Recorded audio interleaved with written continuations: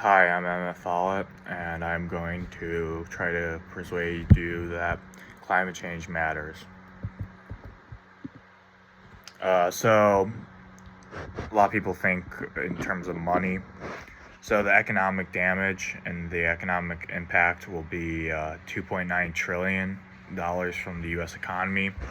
So, that means $2.9 trillion less income for the U.S. Consumer and the U.S. Producer. That's from Columbia Law Review and the Climate Change and U.S. Interest. The photo on the right is LA wildfires. The photo on the left is the aftermath of the LA wildfires in 2025. That was almost a little less than a year ago, but that had a huge impact, and people are still having trouble rebuilding their house due to just the mass amount of people who need to submit claims, and whether their claims will be approved takes months at a time. So people are still without housing over a year later. So kind of local impacts. New York State said that it was going undergo Hochul said it was going to use renewables, and it would move away from fossil fuels. However, due to power demands for data centers and projects like the Micron chip project, the state is going to build a new pipeline to carry natural gas. And the photo on the right is all the pipelines. So you see right in Syracuse, there's a pipeline. It goes over to Buffalo, also down to New York City. The photo on the left is Governor Kathy Hochul. She made the news that she was going to build a new pipeline for the increased power. Why is this a problem? Natural gas emits greenhouse gases when it's used. Also, the land, woods, swamps will have to be cleared and dried up to build this pipeline.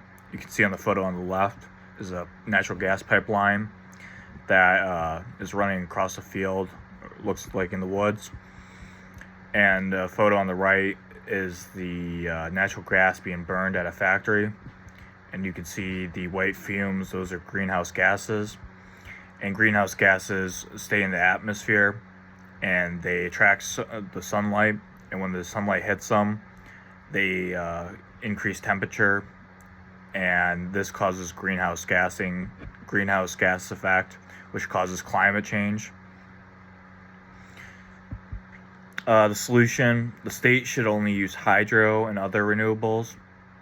This will offset our greenhouse gas emissions.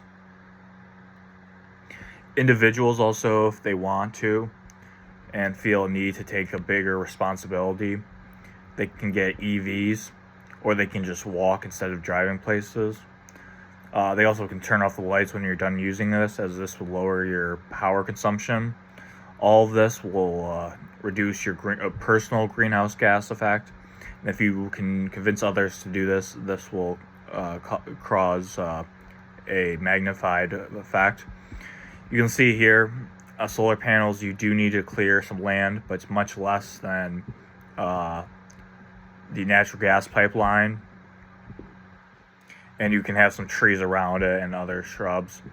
You also do need to clear some land for wind turbines. I don't have them pictured here, but they are another way to do renewable power.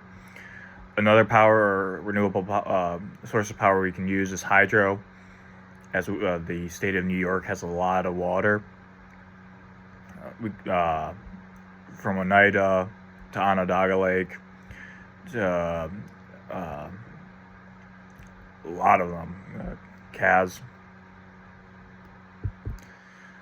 So summary: if we do not reduce our greenhouse gas emissions, storms like hurricanes and wildfires will worsen, and we will continue to destroy our ecosystem and eco diversity. Ecodiversity is the different types of animals, plants, and fauna. The best case is we will limit our damage to what we have already done, and we will continue having these problems, but they won't get worse, and we'll be able to save ourselves from the worst outcome. Here are my sources.